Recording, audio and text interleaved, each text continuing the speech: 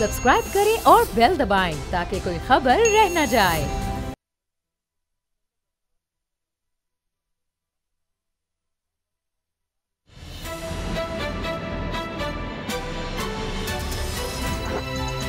अब पता चला। बिस्मिल्लाहिर्रहमानिर्रहीम, अस्सलाम वालेकुम। मैं हूं मोहम्मद उसामा गाजी और आप देख रहे हैं अब पता चला। एक गैर यकीनी किसी सूरत हाल है जो बढ़ती चली जा रही है और रुक नहीं रहा ये मामला। हत्ता कि इमरान खान साहब को पार्लिमानी पार्टी का हंगामी इजलास भी बुलाना पड़ गया और ये वाकई हंगामी था। बहुत से लोगों ने कहा कि जी हम तो अपने हल्कों में किस तरह आए, लेकिन फिर ये इजलास हुआ और वज़ीर आज़म ने अपने लोगों को एतमाद में लिया और एतमाद में लेते हुए कहा कि जी DG/ISPR का मामला हल हो जाएगा, क़यास आराइयों पर मत जाएं, गलत बातें कही जा रही हैं। एक तकनीकी खामी थी जो दूर कर ली जाएगी और सारे मामले बड़े अच्छे तरीके से हल हो जाएंगे और मेरे बड़े अच्छे ताल्लुकात हैं फ़ौज के साथ। उसके बाद फवाद चौधरी साहब भी ये बात कहते नज़र आते हैं कि जी इमरान खान साहब ने वाज़े कर दिया कि फ़ौज है उसकी बड़ी इज़्ज़त है और वतन अज़ीज़ में हर पाकिस्तानी को फ़ौज बड़ी अज़ीज़ है। तो ये सब बातें अपनी जगह, लेकिन आखिर फिर नोटिफिकेशन में अब मसला क्या रह गया है? क्योंकि अजीबोगरीब बातें फिर जितना डिले होगा, जितना मामला तूल पकड़ेगा, उतनी फिर चमगोइयाँ होंगी, क़यास आराइयाँ होंगी। कोई कह रहा है जी कि इंटरव्यूज़ होने लगे हैं, जो कि एक बड़ी अजीब मज़ाक़ खेसी बात लगती है कि जी लेफ्टिनेंट जनरल लेवल पर क्या प्राइम मिनिस्टर को इंटरव्यू कर सकता है। लेकिन फिर वजाहत आती है फवाद चौधरी साहब की कि जी एक रिवायत है कि मुलाकात की जाती है वज़ीर आज़म की तरफ से, जिसने DG/ISI बनना है तो उसके लिए मुलाकात होती है। अब ये एक अजीब व गरीब मामला बनता चला जा रहा है और जब तक ये इसी तरह से लटकता रहेगा मसाइल पैदा होते रहेंगे। तो क्यों ये मामला तूल पकड़ रहा है? क्यों प्राइम मिनिस्टर हाउस की तरफ से नोटिफिकेशन जारी नहीं हो रहा, जबकि खुद कहा जा रहा है हर तरफ से?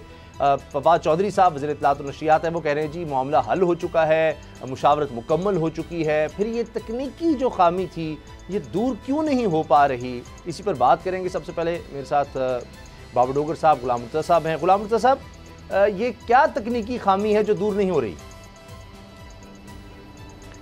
उसामा गाजी साहब, तकनीकी खामी का तो अंदाज़ा नहीं है, लेकिन ये जो सूरत हाल डेवलप करवाई जा रही है, ये आप ये देखें कि इससे पहले भी 5 दफ़ा समरियों में रद्दोबदल किया गया था जनरल कमर जवेद बाजवा साहब की एक्सटेंशन का, और फिर उसको किस तरह से टैकल किया गया। और अभी भी जो सूरत हाल है, बार बार हमसे ज़्यादा वहाँ मोहब्बत कोई नहीं है। अच्छा गुलाम हमसे ज़्यादा हमें एजाजुल हक साहब ने ज्वाइन किया है। एजाजुल हक साहब मुस्लिम लीग ज़िया के सरबराह हैं, सियासत को बड़ी अच्छी तरह समझते हैं, ख़ुद भी एक बड़े सियासतदान हैं, अपनी पार्टी उनकी। एजाजुल हक साहब, आपको क्या लगता है ये मसला क्यों पैदा हुआ है? हमने इससे पहले इस तरह से नहीं देखा डिले। कोई मसला आ जाता था, ठीक है, तारीख में होता रहा, ऊंच नीच कभी हमने देखी, लेकिन ये अनोखा एक मसला है कि नोटिफिकेशन नहीं हो पा रहा, उसमें डिले है। 6 तारीख को अनाउंसमेंट होती है ISPR की तरफ से, उसके बाद से अब तक ये मामला लटकता चला जा रहा है। मेरा ख्याल है कि इसमें टेक्निकल तो मेरा नहीं ख्याल कि कोई मामला है, क्योंकि ये तमाम चीज़ें जो हैं ये चीफ ऑफ आर्मी स्टाफ की और प्राइम मिनिस्टर के दरमियान डिस्कशंस के साथ इनमें पेशरफ्त होती है। अब यहाँ पर मतलब अजीब और गरीब किस्म की बातें जो है वो सामने आ रही हैं और इसमें मैंने देखा है कि बहुत से माहिरीन जो है वो ISI के बारे में और फौज के बारे में हमने आगे जो कि अपनी अपनी राय दे रहे हैं और इस चीज को मुतनाज़े बना दिया गया। हालांकि ISI की माजी के अंदर स्वाय 3 मरतबा के बड़ा मामला चलते हैं। एक दफा बेनज़ीर के ज़माने में और उसमें फिर ये क्या होता है, ISI जो है लोगों की समझ नहीं आती कि ये एक फौज का इदारा है और यहाँ पे मेजॉरिटी जो ऑफिसर तैनात होते हैं वो फौजी होते हैं। तो क्या हुआ जब जवेद नासिर साहब को लीग से उठाकर ISI का सरबराह बना दिया गया तो नीचे उनको जो डिप्टी DG थे उनको लगा दिया गया और फिर डिप्टी DG बन गए और जो DG है वो हवा में रह गए, बोलक हो गए। क्योंकि उन तक फिर खबरें पहुंची, ये तो उनकी निजी थी फौज के कौन सी फौज में तो जितने लोग फ्रॉड कर रहे होते हैं उन सब में फौज की तरफ देखना, इंस्टीट्यूशन की तरफ देखना, उसने ये नहीं देखना कि मेरा साथी मुफाद इसको इसमें कोई शक नहीं कि अच्छे मतलब जवान थे, जर्नल बहुत अच्छे थे। उसने काबुल के हवाले से, अफगानिस्तान के हवाले से बड़ा अहम किरदार किया। उनकी और प्राइम मिनिस्टर की केमिस्ट्री जो है वो बहुत मिलती थी, यानी वो एक दूसरे को अंडरस्टैंड कर गए थे, क्योंकि बीजीसी से वो BGISI बने। तो पूरा इलेक्शन उन्होंने गुजारा और फिर अब तक जो है जो प्राइम मिनिस्टर के साथ छोटे मोटे जो मामला तो तय करते हुए आगे बढ़ रहे थे। अब ये कहना जी कि इसमें इसलिए ऊपर रखने की हमारी ख्वाहिश है कि वो अफगानिस्तान को जो है वो मामला को देखें, तो ये मेरे भी ख्याल से एक अच्छी आर्गूमेंट है, क्योंकि अफगानिस्तान को, हिंदुस्तान को, मशरक़ वस्ता को, यूरोप को, अमेरिका को हर एक हेड होता है। जिस तरह के अफगानिस्तान के जो हेड है, मैं नाम उनका नहीं लेना चाहता लेकिन मुझे मालूम है कौन है। तो जो भी DGISI आएगा उसने जो भी डिसीजन लेना है वो नीचे से जो उसको इन्फॉर्मेशन आएगी उसको सामने रखते हुए उसने वो डिसीजन लेना है। ठीक। तो ये कहना कि शायद अफगानिस्तान के मसले में कोई रुकावट आ जाएगी अगर नए DGISI भी आ गए तो, और जनरल फैज की अपनी ही तकर्री के लिए, आइंदा के लिए, जो अगर उनको चीफ ऑफ आर्मी स्टाफ बनना है या उन 4 नामों के अंदर आना है जो कि सीनियरिटी में होंगे, जिस तरह जनरल बाजवा चौथे नंबर पे थे सीनियरिटी के अंदर, तो उसके लिए भी उनको एक कोर कमांड करना, यानी ये जरूरी नहीं होगा कि कोर कमांड करना। बाजू के अंदर वाइस चीफ आर्मी स्टाफ की तरह जिन्होंने आज तक कोर कमांड नहीं की थी, यानी कि जनरल आरिफ का एक हमारे सामने मिसाल है कि उन्होंने कोई कोर कमांड नहीं की थी, एक ब्रिगेड कमांड की थी, वेव कमांड नहीं की थी, क्योंकि उनकी और शहीद की इतनी क्वालिटी थी तो उन्होंने उनको अपने साथ ही रखा। और बाद में फिर अब इलेक्शन हो गए और जुनेद साहब आ गए, फिर आपस में इख्तिलाफात भी पैदा हो। अच्छा इजाज़ साहब, पहली बात। दूसरी बात जो मैं जो अहम करना चाहता हूँ ये तो खान साहब को इतना मालूम नहीं है कि कौन कौन को दरमियान अगर 3 नाम बोल भी दिए जाए तो उनको उनके बारे में इतना मालूम नहीं होगा तो वो कह जी कि नहीं ये जो है मेरा। क्योंकि माजी के अंदर जो PMLN करती रही वो ये कि वो कोर कमांडर के साथ राब्ते रखते रहे, उनके लोग जो है उन्होंने कोशिश की कोर कमांडर के साथ राब्ते रखे हैं। उन्होंने फिर फीडबैक दिया, जिस तरह के जनरल मुशर्रफ को मंगला से उठाकर रायगढ़ ले जाया गया था और फिर वहाँ जाकर उनका फैसला हुआ था कि उन्होंने अगला चीफ ऑफ आर्मी स्टाफ बनना है। तो इस तरह मौजूदा सूरत हाल में मेरा नहीं ख्याल कि इस किस्म के कोई पॉलिटिकल राब्ते रखने की कोशिश की जा रही है, क्योंकि मामला जो है वो ठीक तरीके से चल रहे थे और फौज भी अपने मामला सही तरीके से कर रही थी। अब ये कौन लोग हैं जो मशवरा दे रहे हैं खान साहब को, ये मुझे मालूम नहीं है, लेकिन ये जो तनाज़ा खड़ा हो गया मेरा ख्याल है ये मुल्क के लिए भी और इंस्टीट्यूशन के लिए भी, यानी ISI के लिए भी और फौज के लिए भी ठीक ये कोई खुशगवार लम्हा नहीं है। ठीक है, आप कैबिनेट के अंदर डिस्कशन हो रही है, आपकी पार्टी के अंदर डिस्कशन। अच्छा इजाज़ुल हक साहब, एक सवाल हम करना चाहते हैं। इजाज़ुल हक साहब, ये चीज़ें तो सामने आ रही हैं कि प्राइम मिनिस्टर और चीफ ऑफ आर्मी स्टाफ के दरमियान कंसल्टेशन हुई थी इस इशू पर, उसके बाद फिर आर्मी चीफ और प्राइम मिनिस्टर की मुलाकात भी हुई। उससे अगले दिन कैबिनेट की इनफॉर्मल मीटिंग के बाद फवाद चौधरी ने ये कहा जी कि दोनों एक पेज पर हैं, थोड़ी से तकनीकी इशूज़ हैं वो ख़त्म हो जाएंगे तो अपॉइंटमेंट हो जाएगी, शायद आज हो जाए या कल हो जाए। अब उस चीज़ को भी 3 दिन गुजर गए हैं, आज फिर प्राइम मिनिस्टर वही कह रहे हैं कि तकनीकी इशूज़ हैं उसकी वजह से ये काम रुका हुआ है। ये कौन से ऐसे तकनीकी इशूज़ हैं जो अभी तक हल ही नहीं हो रहे?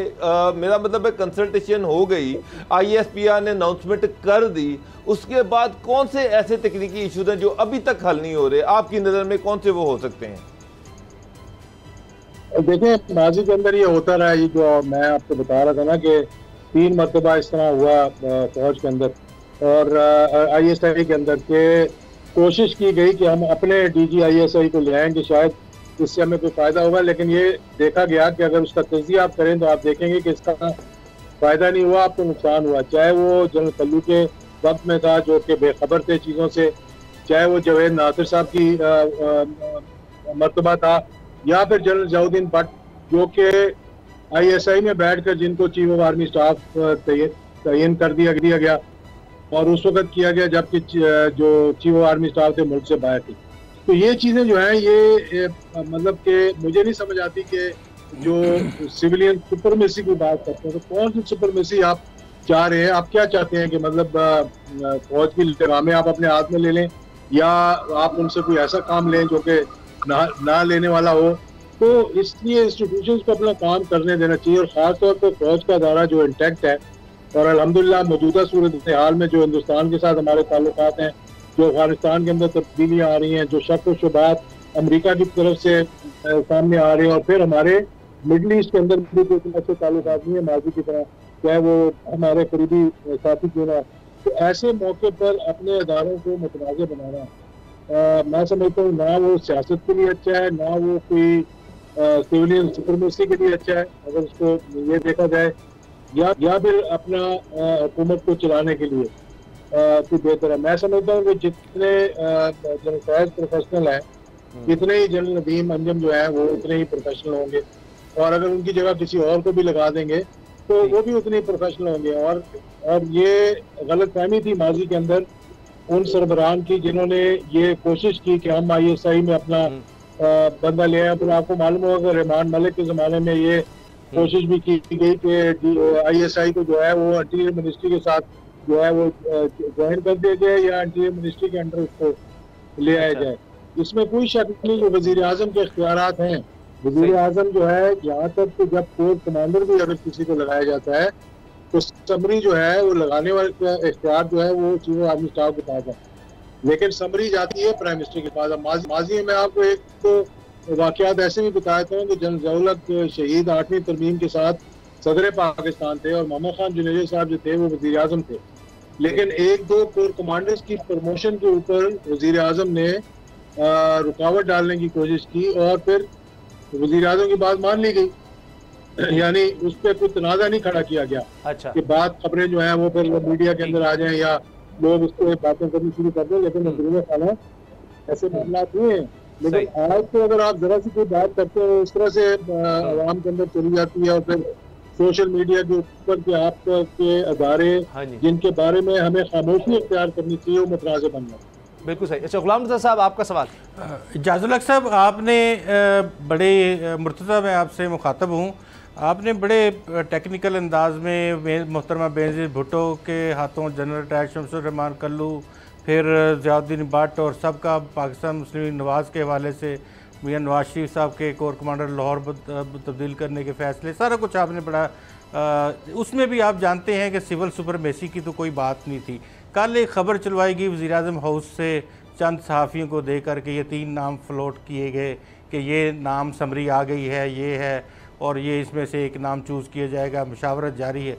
सिविल सुपरमेसी तो हमें पूरे 3 साल में कहीं कोई चीज़ ऐसी नज़र नहीं आती। पार्लियामेंट बलडोज़, ऑर्डिनेंस फैक्ट्री लगी हुई है, उसके साथ साथ हम देखते हैं कि चेयरमैन नैब की मुशावरत का अमल, अगर सिविल सुपरमेसी वहाँ को बात होती तो वहाँ उन्होंने सबको वायलेट किया, उन्होंने कहा जी हम ही करेंगे, मैं ही करूँगा जो कुछ करूँगा। इधर भी यही सूरत हाल नज़र आती, खुद पसंदी है, नरगसियत है, लीडरशिप जो है वो अपने आप को दिखाना मकसूद है, या अपोजिशन के नारे हैं कि कठपुतली वज़ीर आज़म है उसका कोई वो उतारना चाहते हैं। क्या समझते हैं, आपका बड़ा वसी तजर्बा है सारा इस मामले में। देखिए ये मैं आपको थोड़ा सा क्योंकि फौज के बारे में हमारे यहाँ अब लोगों को जाके पता लगना शुरू हुआ है कि ISPR भी एक फाल इदारा है और दीगर जो खबरें वहाँ से आती हैं। फिर डॉन लीग्स के बाद थोड़ा सा तनाज़ा खड़ा हुआ, जनरल मुशर्रफ के ज़माने में थोड़ा सा तनाज़ा खड़ा हुआ। अब देखिए सिविलियन सुपरमेसी की बात नहीं है, ये हमारे वज़ीर आज़म जितने भी आए हैं आज तक, चाहे 2 ताई अक्सरियत हो उनके पास, चाहे उनको अमीरुल मोमिनीन बनने की उनके पास ख्वाहिश हो, लेकिन वो अपने आप को अपना मतलब इंफीरियोरिटी कॉम्प्लेक्स में कहूँगा इसे, कि वो सारे कॉम्प्लेक्स में मुब्तला हो जाते हैं। ये कि फौज का एक अदारा इंटैक्ट है, इनके पास जो इंस्टीट्यूशंस होते हैं वो बिल्कुल ही इन्होंने खुद बर्बाद कर दिया उनको। यानी जिस तरह आपने देखा कोई भी अदारा ले लें आजकल, चाहे आप नैब को ले लें, चाहे आप इलेक्शन कमीशन को ले लें, हर अदारे को मुतनाज़ बना दिया गया और कोशिश ये की जाती है कि जी हम अपने आप को ये साबित करें कि जी हाँ मैं वज़ीर आज़म और मैं चाहूँ तो मैं जो भी कर सकता हूँ। क्या ज़रूरत थी मियां नवाज शरीफ साहब को कि जनरल परवेज मुशर्रफ अगर वो लैंड कर जाते और उसके बाद अगर ये फैसला कर लेते, तो मेरा नहीं ख्याल कि कोई ऐसा वाकया होना था कि जिस तरह के ये वाकया हो गया कि एक शख्स वो मुल्क के अंदर मौजूद ही नहीं। इसी तरह से ये मौजूदा सूरत हाल में भी हर किसी को ये मालूम था, मेरा ख्याल है कि कोई ऐसा एंकर पाकिस्तान में या कोई ऐसा मतलब शख्स नहीं होगा जिसे नहीं मालूम कि DGISI जो है उनकी तबादला होने वाला है, उन्होंने कोर को कमांड करना है। ये चीजें माजी के अंदर नहीं पता होती थी लोगों को कि किसने क्या करना है और उसके बाद जब वो क्वालिफाई करेगा तो नहीं क्वालिफाई करेगा।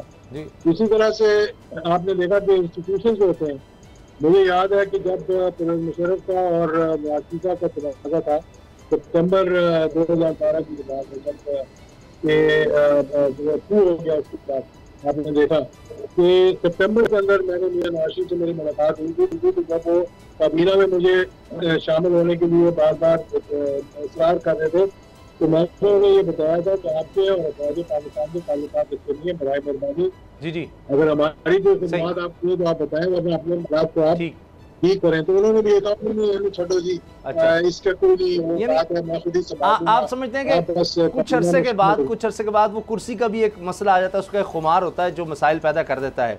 अब क्या, चूंकि आप पॉलिटिक्स को बड़ी अच्छी तरह समझते हैं, ये जो नैब ऑर्डिनेंस आया है, क्या आप समझते हैं कि ये भी कुछ इसी तरह का फैसला है या ये कुछ सोच समझ कर फैसला किया गया? क्योंकि अब तो जिनको इमरान खान साहब सजाएं दिलवाना चाहते थे, अब तो उनकी दरखास्तें आ रही हैं कि जी हमें तो आप इस ऑर्डिनेंस के तहत बरी कर दें, अब तो हमारा केस नहीं बनता। जरदारी साहब 8 अरब रुपए की मशकूक ट्रांजैक्शन केस है, उसमें उन्होंने बरियत की दरखास्त दे दी है और इसी ऑर्डिनेंस के तहत कि अब ऑर्डिनेंस आ गया, अब ये 8 अरब रुपए का केस ही खत्म कर दें। और जरदारी साहब बड़े रिलैक्स नजर आ रहे थे, उस पर फैसला भी महफूज हो गया है। देखो ये मुझे आपकी एक तो आवाज साफ नहीं आ रही थी, मुझे तो समझ नहीं आया आपका सवाल क्या था, लेकिन मैं ये आपने जो बात की है, मैं ये बताना चाह रहा था कि मामलात तो सुलझ जाएंगे। मैं नहीं समझता कि ये इतने उलझ गए हैं कि सुलझ नहीं सकते। लेकिन वो तलखी जो रह जाती है ना बीच में, वो ठीक नहीं है। आप इमरान खान साहब को आप कहें तो मैं समझता था, पहली बात तो ये कि मैंने ये मियां नवाज शरीफ साहब को भी बताया था और मौजूदा सूरत हाल में भी है कि 1 पेज कोई नहीं है यहाँ पे। देखिए मैंने उन्हें ये बताया था कि देखिए जनरल ज़िया-उल-हक शहीद को 7 जर्नलों को सुपरसीड करके उन्हें बनाया था, लेकिन जब वक्त आया तो इंस्टीट्यूशन ने फैसला करना था तो उन्होंने वही फैसला किया जो उन्होंने फैसला करना था। ये एक चीफ ऑफ आर्मी स्टाफ के साथ नहीं हुआ, ये मुतअद्दिद चीफ ऑफ आर्मी स्टाफ के साथ इस तरह हुआ। जनरल मुशर्रफ को ले लें आप, किसने अपॉइंट किया और फिर क्या हुआ, किस तरह तनाज़ा पैदा हुआ। आप आगे चलकर देख लें कि जनरल बाजवा को जिन्होंने अपॉइंट किया वो ये समझते रहे कि जी अब हमने उनको अगर चौथे नंबर से उठा के लगा दिया है तो ये हमारे एक किस्म के ताबेदार हो जाएंगे। इंस्टीट्यूशन इंटैक्ट है, इंस्टीट्यूशन जो है वो अपने ठीक है उसके अंदर एक फैसले करने का अधिकार है और कलेक्टिव फैसले होते हैं और यानी जो है ठीक है, यानी सियासी फैसले अपनी जगह, इंस्टीट्यूशन के फैसले एक पूरा एक तरीक़ाकार है, उसी के तहत होते हैं। उसकी अपनी एक जो समझे कि निज़ाम है जिसके तहत इंस्टीट्यूशन वर्क करता है, वो शख्सियात उस पर इतना डिपेंड नहीं करती। बहुत बहुत शुक्रिया एजाज़ुल हक साहब, आपने हमें वक्त दिया, आपकी बड़ी मेहरबानी। अच्छा गुलाम रज़ा साहब, आपने सारी बात सुन ली है एजाज़ुल हक साहब की, इस पर हम कोशिश तो करेंगे मज़ीद बात हो सके, लेकिन अब चूँकि नैब ऑर्डिनेंस भी आया है और उस पर जिस तरह हम बात कर रहे हैं कि आसिफ जरदारी साहब वो इससे फ़ायदा उठा रहे हैं और वो कह रहे हैं जी बरी कर दें, अब तो ये ऑर्डिनेंस आ गया है, इसमें मेरे खिलाफ तो केस ही नहीं बनता। देखिए ये अब तो ऑर्डिनेंस है तो उसका फ़ायदा मैंने पहले भी अर्ज़ किया था, अब भी करते हैं कि तमाम सियासतदान इस बात पे तो मुत्तफ़िक होंगे और ये ऑर्डिनेंस इससे फ़ायदा उठाएंगे। ये तो सीधा सीधा एक माजी के तमाम जो मामलात हैं करप्शन के उन पर और जो आने वाले दिनों में हैं या जो मौजूदा दौर में हुए हैं उस सारे को एक NRO है और अनअनाउंस्ड NRO है जो गर्दान पिछले 3 साल से कि वो NRO नहीं दिया जाएगा। वो मेरे ख़्याल में तमाम ही लोगों को एक ही बग़ैर मांगे, पहले तो ये इल्ज़ाम आयद किया जाता था कि अपोजिशन NRO मांगती है, किसी कानून साजी के हवाले से बात करें तो NRO मांगती है, तो ये तो बना बनाया NRO खुद ही मेरे ख़्याल में बाबर अवान साहब आपको पता है कि बड़े मंजे हुए कानून साज हैं और साथ साथ पार्लियामेंटेरियन भी हैं, तो उन्होंने बड़ी अपना इसमें दिमाग लड़ाया है। साथ बैरिस्टर फ़रोग नसीम साहब हैं, तो उन्होंने मिल के ये सारा काम किया और देखें कि तमाम से अपनी जो पॉलिटिकल एलीट है उसको उन्होंने बिल्कुल साफ़ करके रख दिया है। अब तमाम इसी तरह की दरख्वास्तें आप सुनते आएंगे, देखते आएंगे कि ये पब्लिक नेशनल एक्सचेकर था, इसमें ये डोमेन नहीं बनती, इसमें ये डोमेन नहीं बनती। यानी कि अदालतों को भी फिर ये सोचना होगा कि अब इसके ऊपर क्या करना है, क्या नहीं करना। अच्छा, तो ये रिलीफ के लिए दरखास्तें अब आती रहेंगी। अच्छा, लेकिन शाहिद खान अब्बासी और मिफ्ता इस्माइल साहब, बाबा साहब, वो तो कह रहे हैं जी हम इस ऑर्डिनेंस के तहत हमें नहीं रिलीफ चाहिए।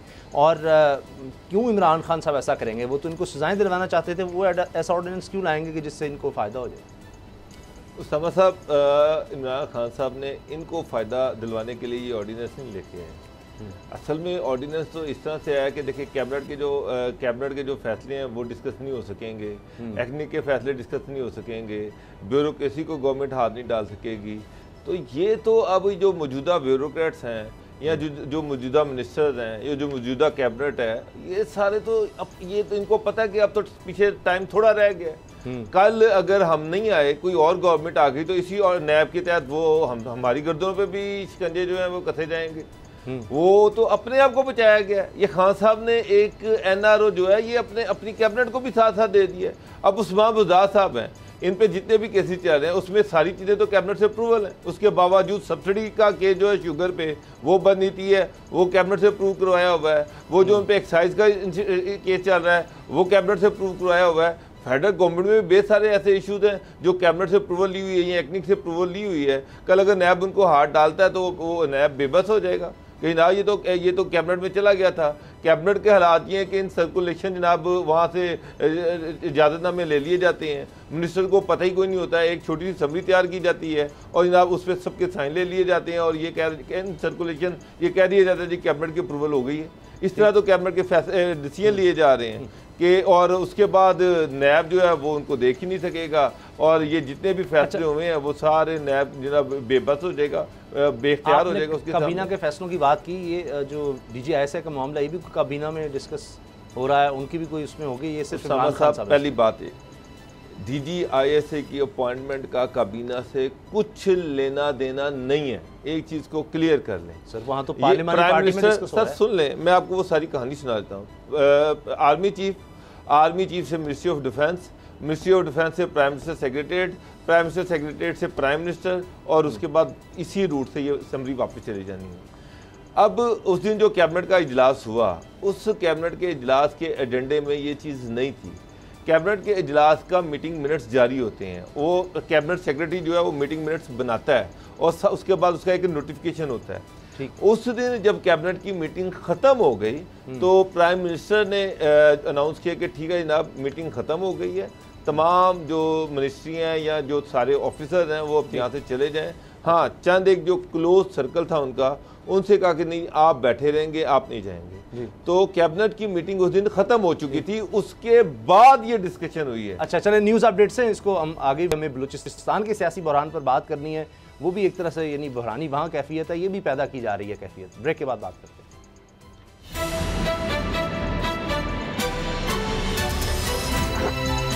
अब पता चला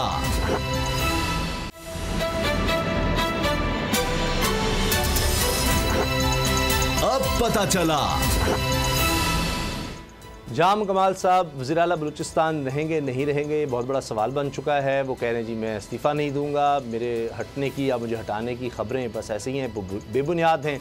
और साथ ये बात भी सामने आ रही है कि उनकी अपनी पार्टी बलूचिस्तान अवामी पार्टी ही उनसे नाराज़ है। वो अब कह रहे हैं जी मुझसे ज़बरदस्ती नहीं की जा सकती। अच्छा, दिलचस्प बात यह है कि उनके साथ भी लोग आ गए हैं, वो भी जो इनके साथ हैं वो भी पूरी तरह से खड़े हैं, जो इनके खिलाफ हैं वो भी पूरी तरह से खड़े हैं। अब बाबा डोगर साहब, ये मामला कोई सिमटता नज़र नहीं आ रहा, ये एक और बहरान है, जबकि ये भी प्राइम मिनिस्टर के लिए दर्द सर बन रहा है। उसामा साहब, बाप पार्टी, इसका बैकग्राउंड तो आपको पता ही है। अब पहले एक नो कॉन्फिडेंस की मूव दी गई, जो गवर्नर साहब ने टेक्निकल जो ऑब्जेक्शन लगा के उसको वापस भेज दिया। उसके बाद फिर बड़ी कोशिश की जाम कमाल साहब ने कि किस तरह से वो लोगों से मिलते रहे, नाराज़ अरकान को मनाने की कोशिश की। चेयरमैन सेनेट वहाँ पर आ गए, उन्होंने पूरी एफर्ट की। लेकिन जो नाराज़ अरकान हैं वो नहीं माने।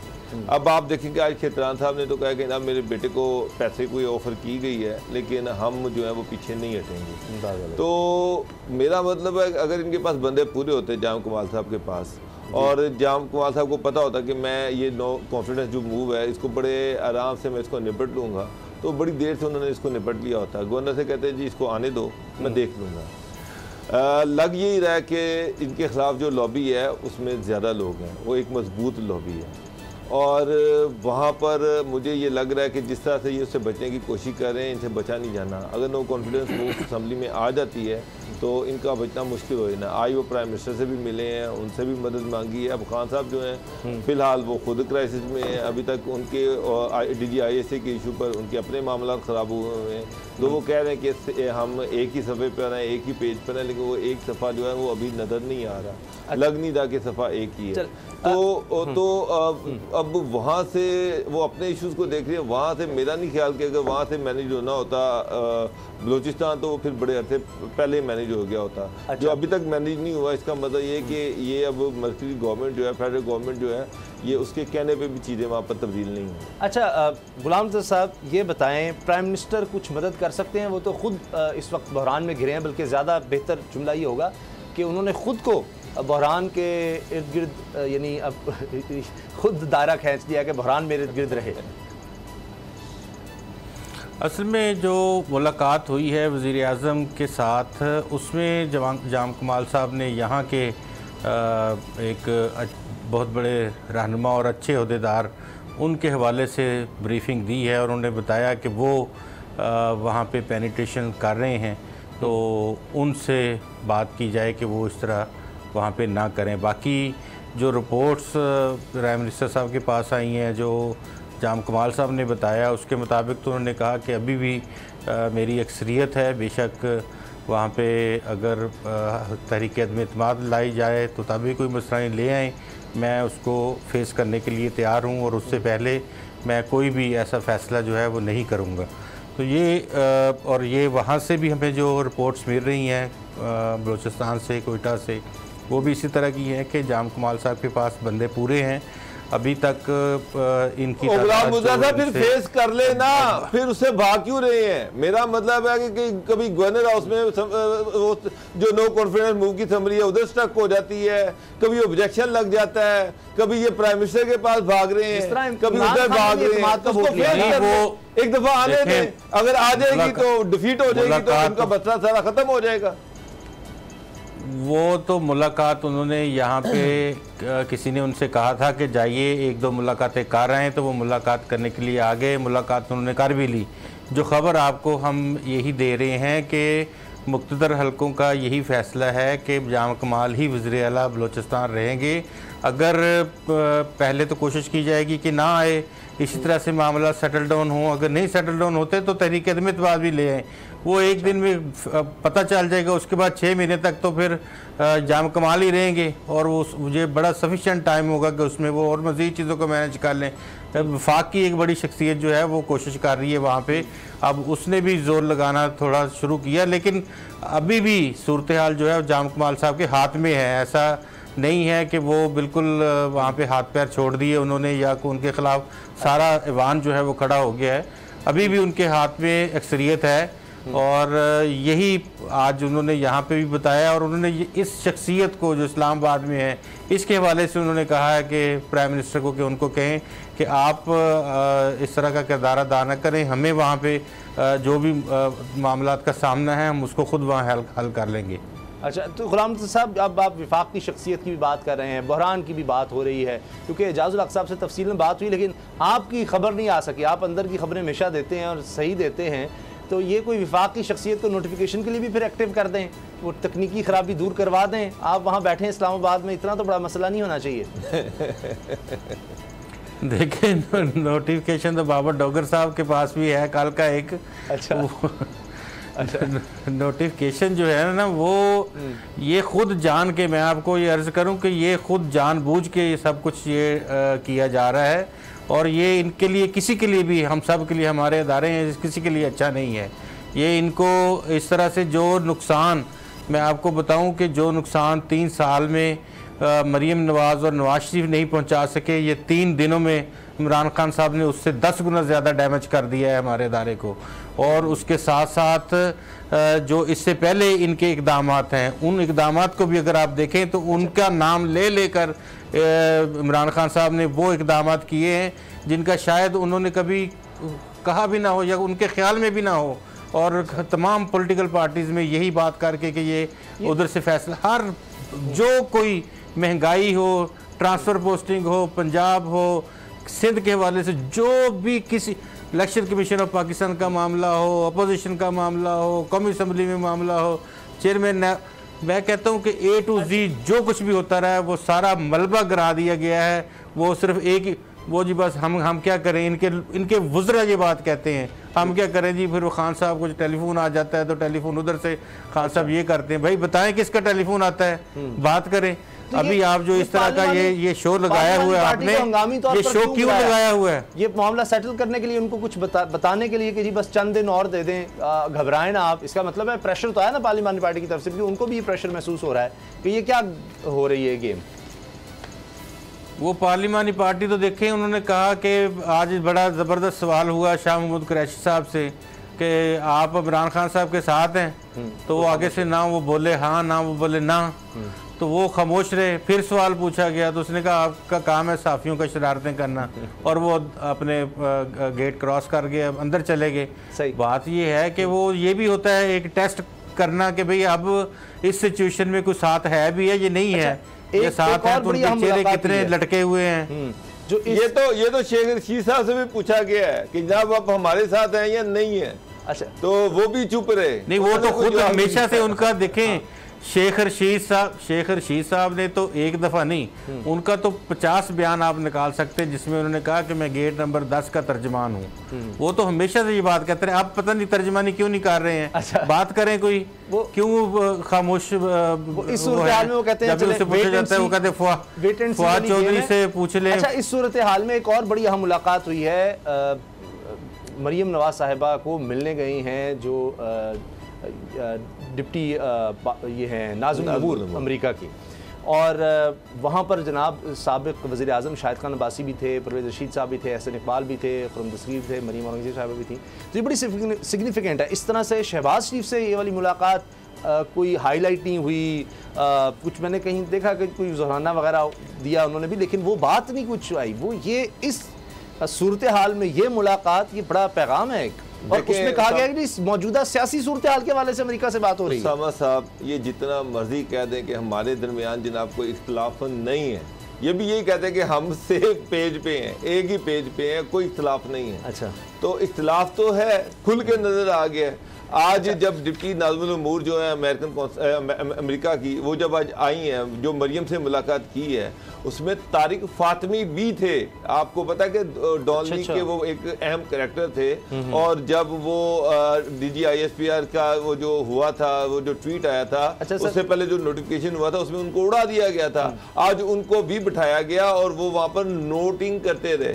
और उसमें एक तरफ मरियम जो थी, उन्होंने वो मरियम जो है वो वाइस प्रेसिडेंट है, senior vice president Shahid Khan Abbasi साहब हैं। इसके बाद लेकिन चेयर मरियम कर रही थी, शाहिद खान अब्बासी को कोई हैसियत नहीं, वो साइड बैठे हुए थे, साइड पर बैठा हुआ था। मेरा ख्याल है कि शहबाज शरीफ साहब को भी साइड पे ही बिठाना था, तो उन्होंने वो चूंकि उनको पसंद नहीं आया कि ना मैं साइड पे बैठूं, तो उन्होंने कहा नहीं मैं अलहदा से मिलूंगा, मैं तो बराबर की सीट पे बैठूंगा। तो मरियम बराबर की सीट पे बैठना चाहती हैं, 16 नायब सदर की सीट पे की सूरत में बैठने को तैयार नहीं है। नून लीग मेरे ख्याल 14 या 16 नायब सदर हैं, तो वो शाहिद खान अब्बासी साहब की इज्जत ये है कि वो बिल्कुल साइड पर उनको करके बिठाया, लेकिन उनको बाकियों से अलग करके बिठाया था। हाँ, ये बड़ी उनकी मेहरबानी। उनको देखे, बाकी जो लोग थे उन और मरियम के वो दरमियान में थे। ऐसे मतलब ये बड़ा ही होता है, मेरा सेक्रेटरी जनरल का है अगर मैं गलत नहीं हूँ, तो बड़े होते हैं जो हैं वो। ऐसा एक बात सेक्रेटरी है, मरियम औरंगजेब इंफॉर्मेशन सेक्रेटरी है, वो तो छोटी बात। उसके बाद उसामा साहब, अच्छा सर ब्रेक हो जाएगी, मेरी बात सुने, मेरी बात सुने। बात ये है कि पीरों के बच्चे भी पीर होते हैं। अच्छा, ये ना कहें कि वो उसको उधर बिठा दिया, उसको उधर बिठा दिया।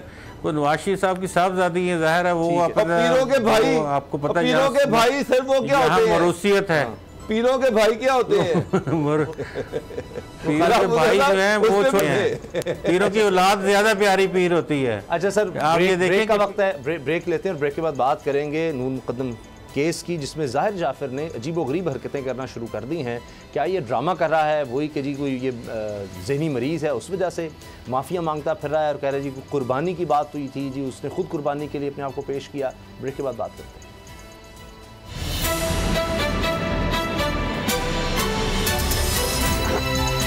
अब पता चला।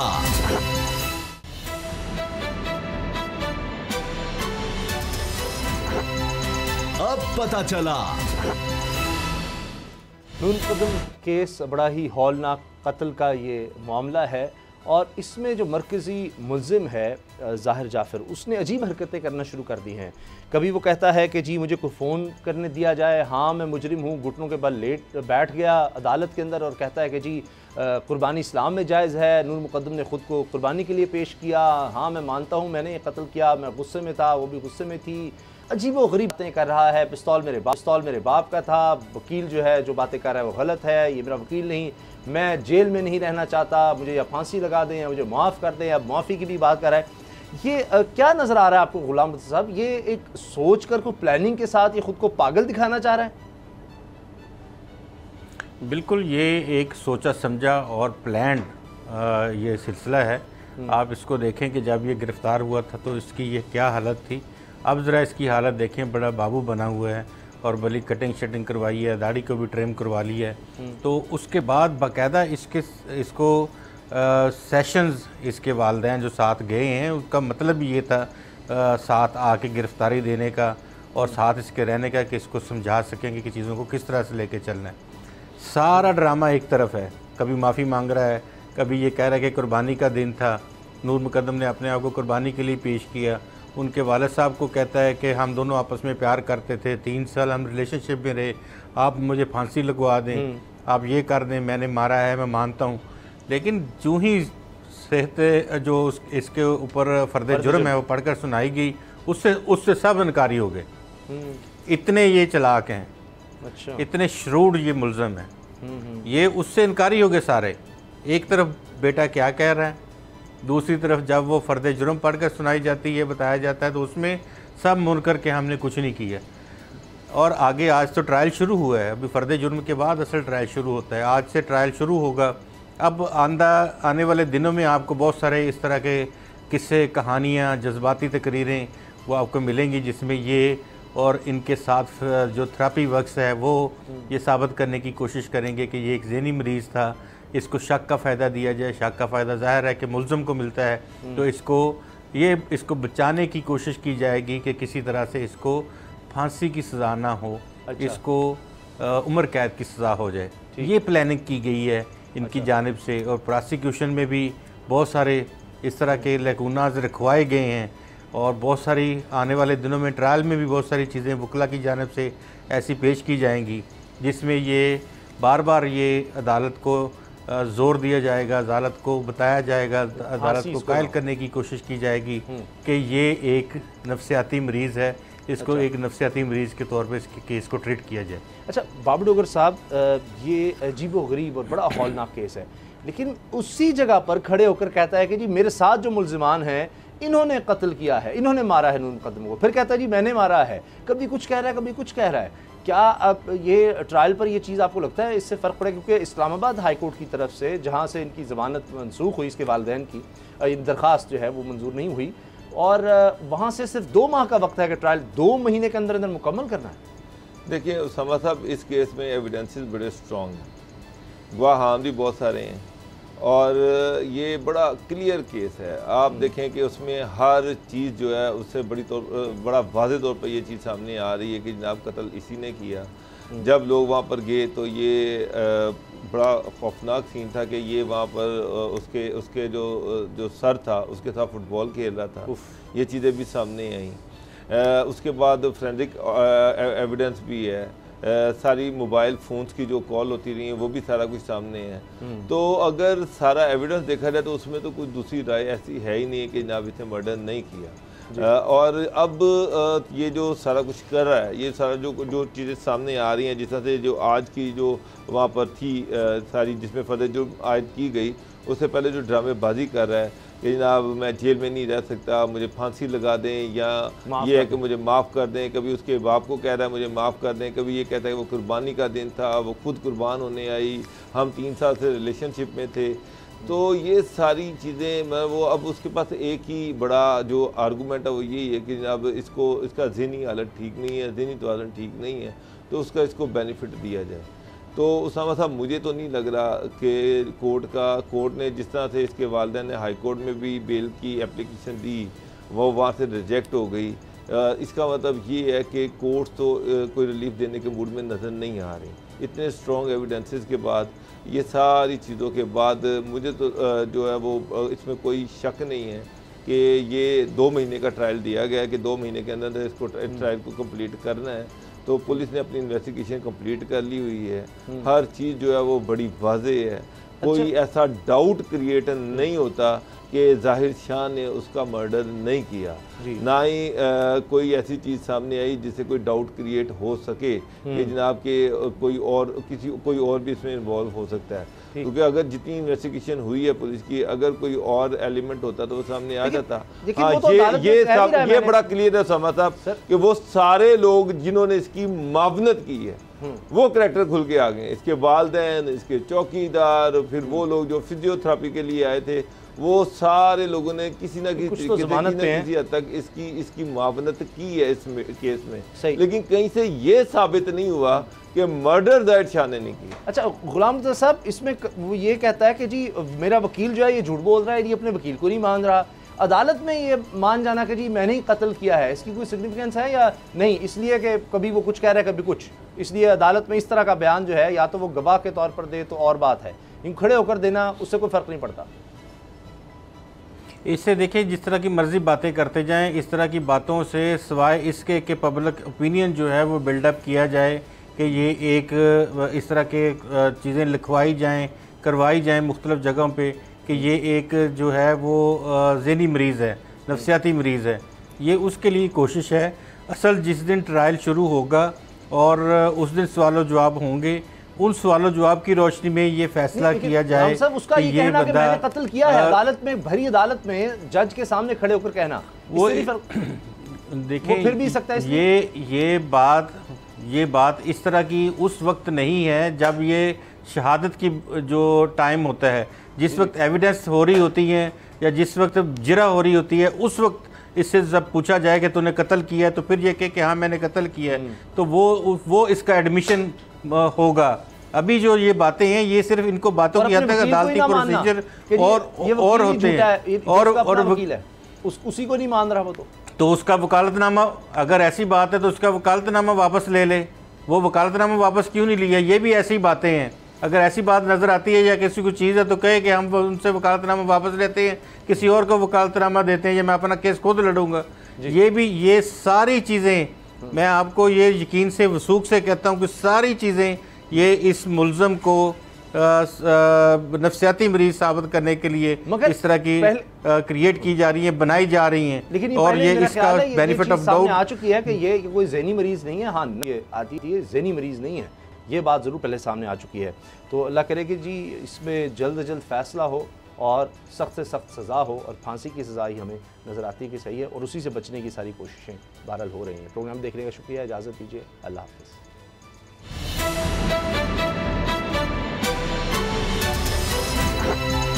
अब पता चला।